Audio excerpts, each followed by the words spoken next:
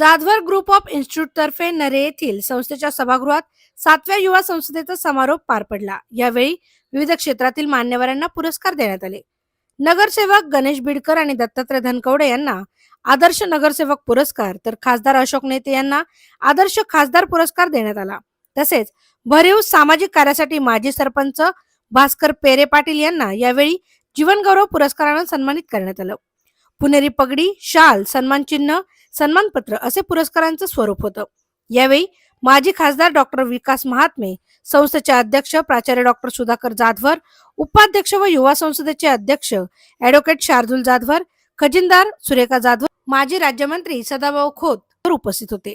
2 दिवस हे सर्व युवक या कार्यक्रमामध्ये त्या ठिकाणी सशक्त युवा, सशक्त राजकारण आणि सशक्त भारत हा देश पुढे गेला पाहिजे, या देशाला सेवा करणारी लोक मिळाली पाहिजेत, हा देश विश्वगुरु झाला पाहिजे, या उद्दिष्टानं 2 दिवस ही विद्यार्थी या ठिकाणी आले।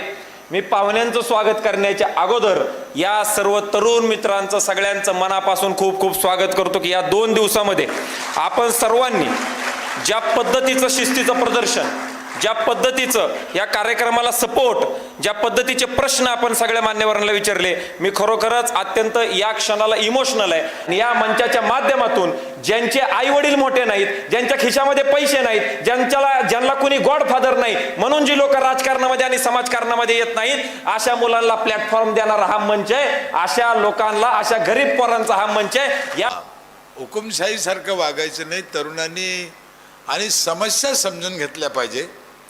आपल्या देशात सध्या अनेक समस्या आहे, पाणी, झाडं, पर्यावरण, रस्ते, याच्यावर काम करण्यासाठी यायला पाहिजे, आर्थिक विकास झाला पाहिजे।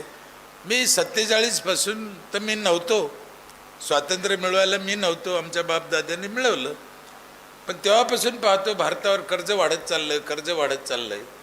मग कर्जच वाढायचं असेल तर येतं कशाला राजकारणात? एकही पुढारी, एकही पक्ष आज म्हणत नाही की मी भारताला कर्जमुक्त करीन, मी महाराष्ट्राला मुक्त करीन। तो काय म्हणतो, हरामखोर, मी समाजाला हे देईन, मी समाजाला ते देईन, कशातून देईन तर कर्ज काढून देईन। हे अपेक्षित नाही आहे राजकारणात, याने कधी ना कधी देशाचं वाटोळं होणार आहे। कमवून द्या ना, समाजाला ते द्यायचं आहेच, पण कमवून द्या ना, काय प्रॉब्लेम आहे? आपल्याकडे वेळ लई कमी आहे। माझ्या इथे मी 800 कुटुंब आहे, 5000 रुपये पर कुटुंब घेतो, 40 लाख रुपये माझ्याकडे जमा होते, 30 लाख माझा वर्षाचा खर्च आहे, 10 लाख माझ्या पंचायतला नफा आहे।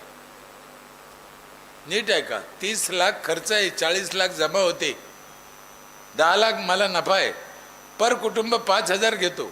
मी परत काय देतो त्याचं 1 मिनिटात तुम्हाला यादी सांगतो।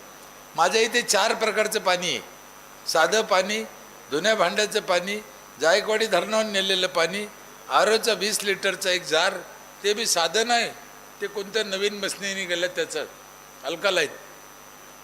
आणि 4थं पाणी आहे, सकाळी 5 ते 8 आंघोळीला गरम पाणी येतं नळाला, बाईनं चुलीवर तापायचं नाही, सगळ्या गावाला गरम पाणी। 5000 रुपयात या सुविधा आहे। मग कोणतेही पैसे भरावे लागत नाही तुम्हाला एकदा 5000 भरल्यावर। शेती करायचा ट्रॅक्टर आहे, 30% सबसिडी आहे, म्हणजे वर्षाकाठी त्या शेतकऱ्याचं 10,000 रुपये बिल झालं तर आम्ही 7,000 घेतो, 3,000 त्याला माफ करतो, बाजारभावाने 10,000 झाले। तर शेतकऱ्याला 30% सबसिडी देणारं भारतातली पहिली ग्रामपंचायत आहे माझी।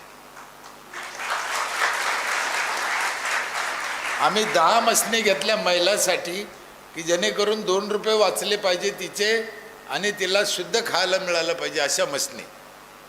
कोणत्या मशनी घेतल्या? हळद पावडर करा, मिरची पावडर करा, धने पावडर करा, सगळ्या डाळी करा, शेवाय करा, पापड करा, बटाटा चिप्स करा, बटाटा चिवडा करा, उसाचा रस काढा, गोडतेल करून न्या, सगळ्या मशनी वर्षभर मोफत आहे 5000त।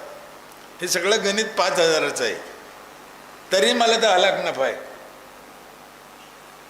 मला काय म्हणायचं, राजकारण म्हणजे निवडून येता यापुरती अक्कल असन त्यांनाच राजकारणात या असं नाही, समाजाचं कल्याण करायची अक्कल असेल तरच राजकारणात या।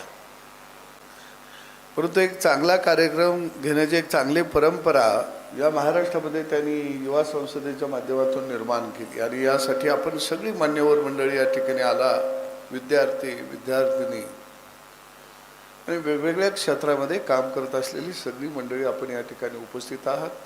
मी जाधवर ग्रुपच्या वतीनं आपल्या सगळ्यांचं स्वागत करतो, अभिनंदन करतो. शार्दूल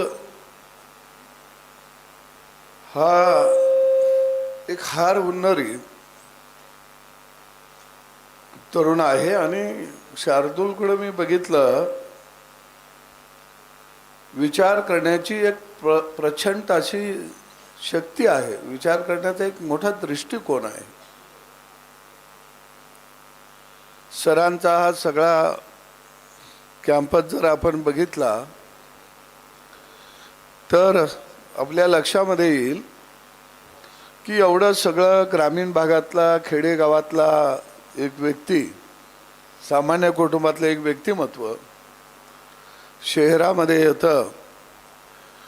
कारण पुणे हे शिक्षणाचं माहेरघर आहे, पंढरी आहे. आणि या पंढरीमध्ये आदरणीय प्राध्यापक सुधाकरराव सर स्थिर स्थावर होतात. एक ध्येय वेडापणा जपून झपाटल्यासारखं कामाला लागतात आणि बघता बघता खऱ्या अर्थानं एक शिक्षणाचं एक मोठं दालन विश्व या शिक्षणाच्या पंढरीमध्ये ते उभा करतात. पण हे सगळं दालन उभा केल्यानंतर या पंढरीमध्ये हे सगळं विश्व निर्माण केल्यानंतर ते गावगाड्याला विसरले नाहीत, गावगाड्यातल्या मातीला विसरले नाहीत, गावगाड्यातल्या माणसाला विसरले नाहीत, गावगाड्यातल्या दुःखाला विसरले नाहीत. आणि म्हणून खऱ्या अर्थानं तो हा प्रपंच ते उभा करत आहेत. आणि म्हणून मला वाटतं युवा संसद ही एवढ्यासाठीच त्यांनी उभा केलेली आहे की जिथं जगणं मरणं जिथं ठरतं, जिथं धोरणं ठरतात, तिथं माझा गावगाडा असला पाहिजे, ही भूमिका घेऊन तिने खऱ्या अर्थानं ही युवा संसद आज भरवलेली आहे. त्याबद्दल मी मनापासून त्यांना धन्यवाद देतो, हार्दिक शुभेच्छा देतो. सगळ्यात महत्त्वाचे आपण पाहत असाल, पुणे शहराची वाढ संपूर्ण सर्व बाजूने होत आहे. त्यामध्ये मोठ्या प्रमाणामध्ये शहर ऐतिहासिक शहर म्हणून पाहिलं जातं. या शहर शिक्षणाचं माहेरघर म्हणून ओळखलं जातं. मग हे शहराची ओळख अशा प्रकारे असतानाच हे शहर आता वेगळ्या दिशेने वाटचाल करत आहे. ह्याच्यामध्ये IT हब झालेलं आहे, ऑटो हब झाले, आता मेडिकल हब होऊ पाहत आहे. म्हणजे अशा प्रकारे शहराची वाटचाल होत असताना या शहरामध्ये असणारा जो युवा वर्ग आहे, या युवा वर्गसुद्धा त्या ठिकाणी तशा प्रकारचा विचार करणं त्यांनी गरजेचं आहे. आज मी सर्व आजच्या या कार्यक्रमाच्या निमित्तानं सर्व युवकांना आवाहन करतो की जास्तीत जास्त युवकांनी या राजकारणामध्ये सहभागी व्हायला पाहिजे. पुण्यासारख्या या शैक्षणिक पुण्यात आपलं स्वतःचं एक स्थान शिक्षण क्षेत्रात उभं केलं. असं आदर्श सर, माननीय जाधवर सर, सुधाकर जाधवर सर आणि त्यांचे चिरंजीव आणि या संपूर्ण कार्यक्रमाचे संयोजक शार्दूलजी जाधवर. खरं तर शार्दूलजी, नगरसेवकांचा सन्मान हा अत्यंत कमी वेळा होतो. कारण नगरसेवक म्हणलं तर अत्यंत सॉफ्ट टार्गेटेड आहे. म्हणजे आपण सगळेजण आता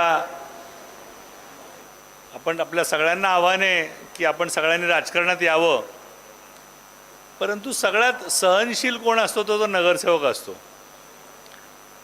कारण त्याच्याकडनं अत्यंत अपेक्षा असतात. त्यांनी लग्नाला यावं, मैतीला यावं, मदतीला यावं. तसं खासदार साहेब आपल्याला तसा त्रास कमी असतो. फार चांगला कार्यक्रम. मी पहिल्यांदा असा कार्यक्रम पाहतोय आणि मला वाटते भारतात हा पहिल्यांदा कार्यक्रम होतोय जो युवा पिढीला राजकारणात, राजनीतीत आणण्यासाठी, चांगल्या कामासाठी, अर्थात सशक्त भारत निर्माण करण्यासाठी तुम्ही घेताय. सगळेजण टाळ्या वाजवून त्यांचं अभिनंदन करू. कारण हा विचारच नवीन आहे. संसद आदर्श पुरस्कार बहार केला दिला त्याबद्दल मी मनापासून आपल्या संस्थेचं मी आभार मानतो, आपल्या सर्वांना धन्यवाद देतो. आपलं ऋण व्यक्त करतो, पण तत्पूर्वी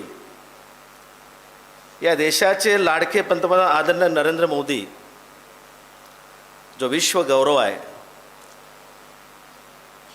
ज्यांना देशच नाही तर पूर्ण विश्व आज मानते,